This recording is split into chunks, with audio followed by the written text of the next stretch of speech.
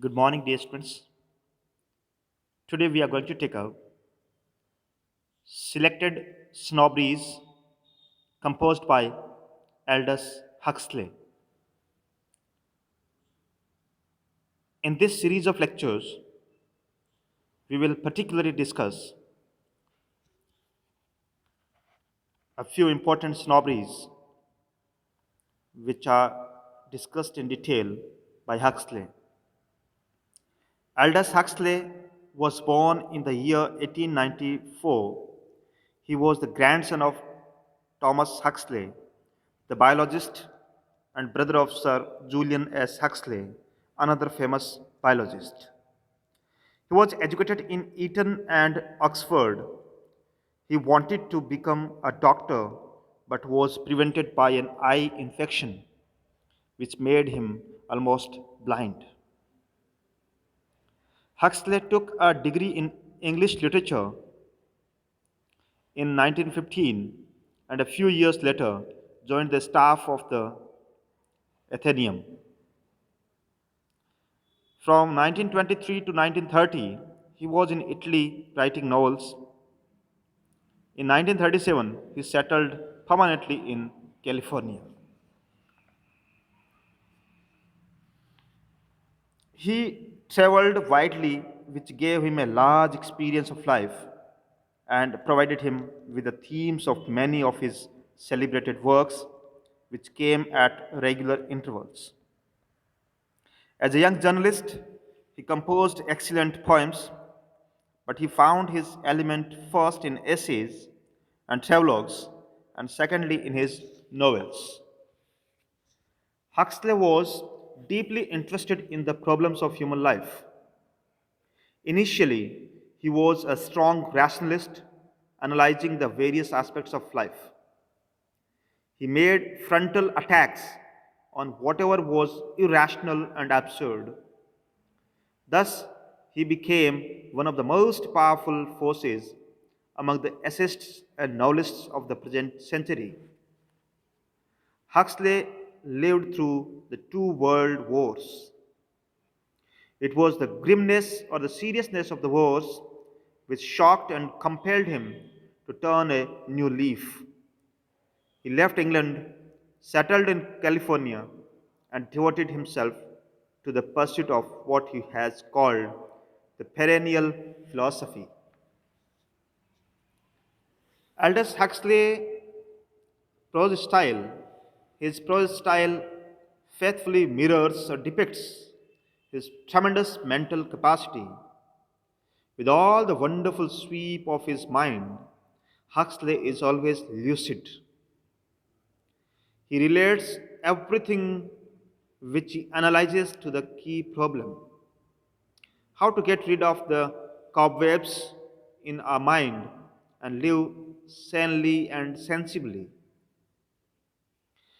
In this respect, he at once persuades and stimulates his readers. An example of this is the paradoxical opening sentence of his essay, Time and the Machine. Huxley is fond of paradoxes through which he shows his alert and dynamic perception of unlikely relationship which escape the ordinary mind. The paradoxes are an essential part of Huxley's wit, which always bring out the most remarkable quality of his prose, his amazing energy, clarity, and precision, a natural ability to invest his writings with great erudition.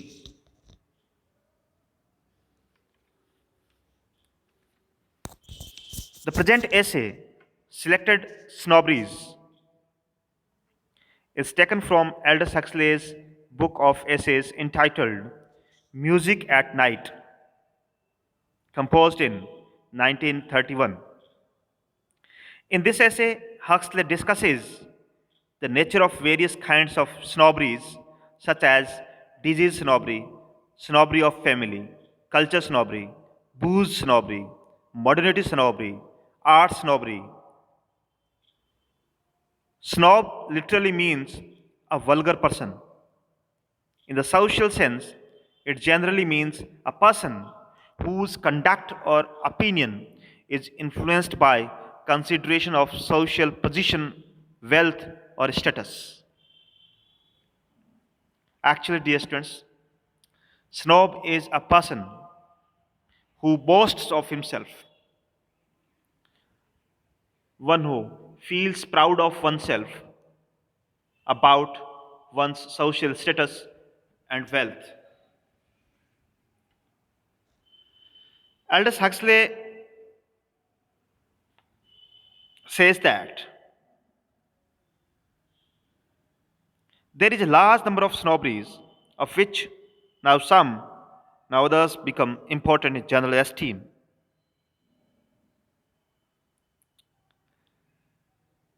He talks about seven snobberies in this essay. Number one, moderate snobbery. Number two, art snobbery. Number three, disease snobbery. Number four, booze snobbery. Number five, snobbery of culture. Number six, snobbery of family. And snobbery of ignorance and stupidity.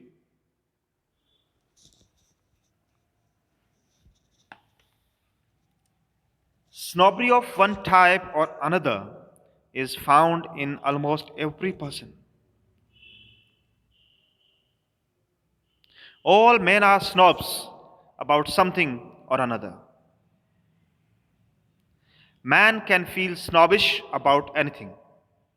There can, of course, be exceptions in this. For example, there can hardly be an leprosy snobs. These are certain disfiguring and mortal diseases about which there has probably never been any snobbery. There are, however, many people who have feelings of snobbery about diseases. This is especially so about diseases of the rich in particular. There are some people who think it would be romantic to fade away in the flower of youth like Keats. Disease snobbery is only one of many kinds of snobberies. Modernity snobbery is quite old, but it has assumed extraordinary importance in modern times. Huxley regards that the reasons for this extraordinary importance of modernity snobbery are economic. Machine production is outrunning consumption, means machines are producing more things than are required. The industrialists know that they can prosper only when the consumers change the things they buy very soon. Therefore, the producers always aim at producing most perishable things. Perishable means which are easily perish, that easily fade away or die away, or which are easily destroyed. The modernity snob is the person who changes his things rapidly so that he may always appear most modern and up to date. The modernity snob is the best friend of the industrialist. Since producers thrive on the people's desire to change things rapidly, it is in the producer's interest to encourage modernity snobbery. The producers do so by means of advertising. The newspapers help the producers by being the best media of advertising. TV also, radio, TV, and newspapers. They are the best means of advertising through which what happens? The consumers are attracted. We are attracted towards the advertisements which are shown on TV, in newspapers, on radios, etc.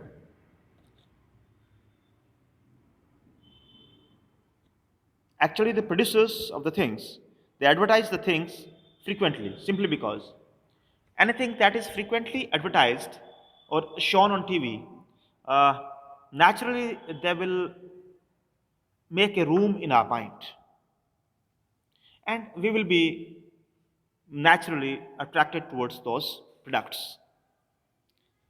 And we feel from within, we feel compelled by our consciousness to purchase or to try out once the thing which is shown on the TV. Another kind of important snobbery is art snobbery. Most of us are art snobs. There are two varieties of art snobbery, the Platonic and the unplatonic. Platonic art snobs merely take an interest in art. Unplatonic art snobs go further and actually buy art. Platonic art snobbery is a hybrid. It is at the same time a subspecies of culture snobbery and of possession snobbery. A collection of works of art is a collection of culture symbols. Cultural symbols still carry social prestige. It is also a collection of wealth symbols. For an art collection can represent money most effectively.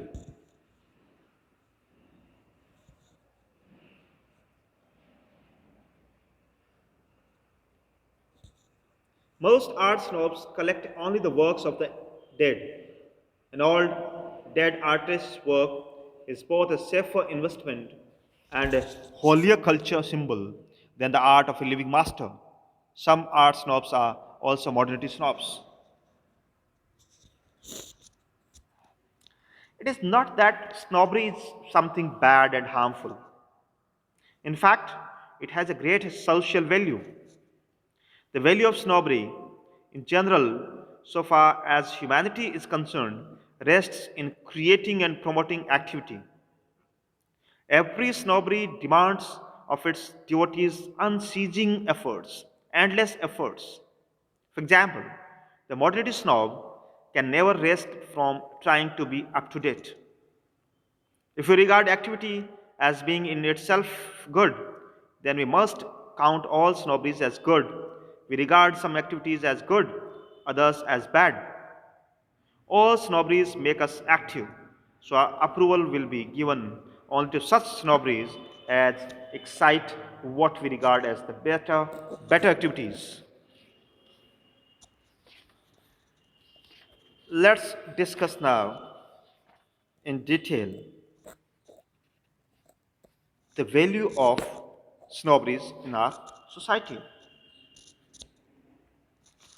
A snob is a person who pretentiously assumes a superior social status. He is a social climber who attempts to hide vulgarity beneath affected manners and continual boasting of important connections. Snobbery is, dear students, nothing but a show off of the things. Though we don't possess the things, though we are not real, what we make, what we show off. Snobbery is something that is merely shown off, that we feel proud of ourselves, proud of our positions, proud of our things that we have, or we are more important than others, that I am more important than you. You are less dignified, I am more dignified. My social status is greater than that of yours. That feeling is known as snobbery. And almost all the people in the society, in some or the other way, at some time or the other, are snobs. So, in simple terms, we can say a snob is a person who makes show of his or her importance, makes show of the things or the positions or the wealth, and feels himself or herself more important than the rest of the people in society.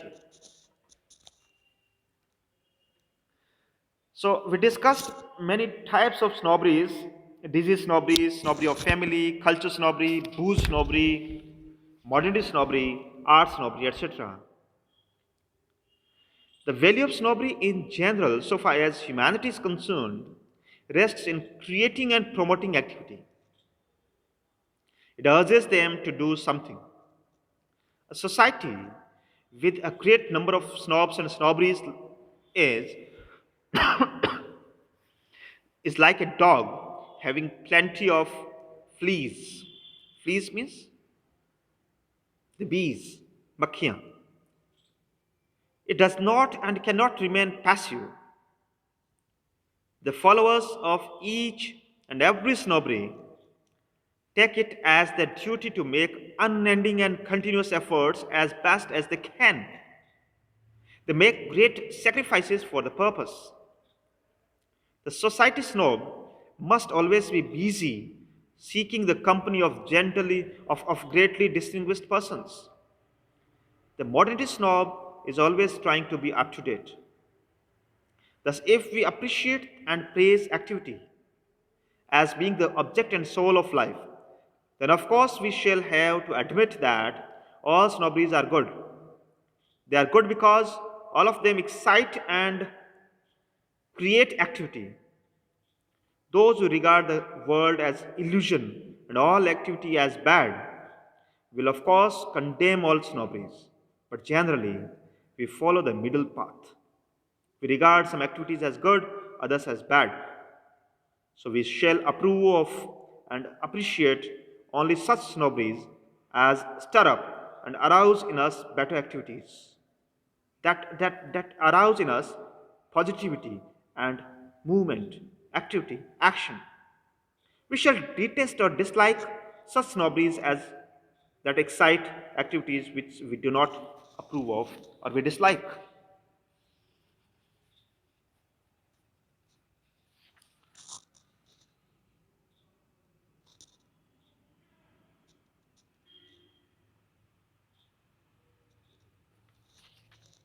Let's take up all the snobberies one by one, which are discussed in detail in this essay. Huxley talks about seven snobberies. Time and again, I am reminding you about the number of snobberies.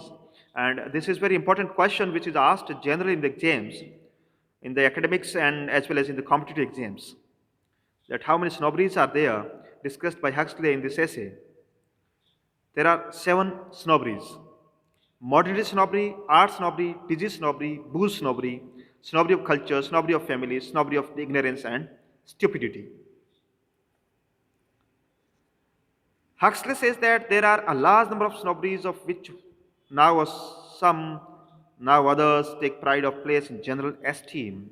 Snobberies ebb and flow. Their empire rise, decline, and fall in the most approved historical manner. What were good snobberies 100 years ago may now be out of fashion. Here we discuss some of the important snobberies which are at present regarded most important. Modernity snobbery, though not exclusive to our age, has become to assume an unprecedented importance. The reasons why it has acquired so great an importance are economic. Modern machine production aims at large scale production. Production outruns consumption. Industries thrive on large scale wastage. The sooner a consumer throws away an object he has bought and buys another, the better for the producer. The producer, therefore, also aims at producing things which are more and more perishable. The modernity snob is the industrialist friend. The industrialists popularize modernity snobbery through, though paid for propaganda, the public is taught that up to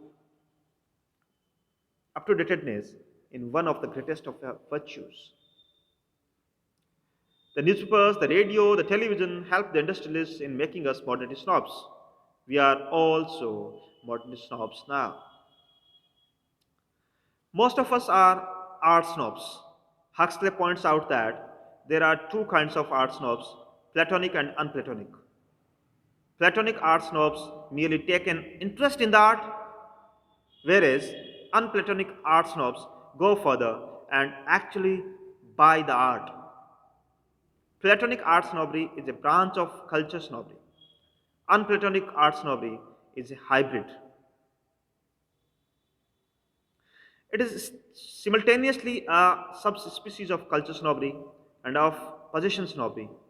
A collection of works of art is a collection of culture symbols, and culture symbols still carry social prestige. It is also a collection of wealth symbols. Most art snobs collect only the works of the dead. These are a safer investment. Another type of snobbery is disease snobbery. There are several young men who think that it would be romantic to fade away in the flower of youth, like the English romantic poet Keats. Huxley says that he has himself met several adolescent consumption snobs. Consumption snobs means the person who is suffering from tuberculosis, TB. However, there are certain disfiguring and moral diseases about which there has probably never been any snobbery. For example, we cannot imagine that there are any leprosy snobs. Booze snobbery. We will discuss now booze snobbery. Booze snobbery is another kind of snobbery. It grew out of American prohibition. The harmful influences of this snobbery are spreading throughout the world. Even in France and America, booze snobbery is making headway among the rich. Booze snobbery has now been made socially permissible for well brought up men and women. The value of snobbery consists in the power to stimulate activity. A society with plenty of snobberies is an ever active society. Every snobbery demands of its devotees unceasing or unending efforts. The society snob must be perpetually seeking the company of greatly distinguished person. The modernist snob can never rest from trying to be up to date. If we regard activity as being in itself good, then we must regard all snobberies as good. There are some who regard the world as an illusion and all activity as bad. Such persons condemn all snobberies, but most of us follow the middle path. We regard some activities as good and others as bad. So we approve of such snobberies as that provoke desirable activities. So we must be active. We always must be dynamic and active, and that's why we should appreciate such type of snobberies, social snobberies. That's all for today, and have a nice day. Here, Huxley has discussed in detail the seven types of snobberies in this essay.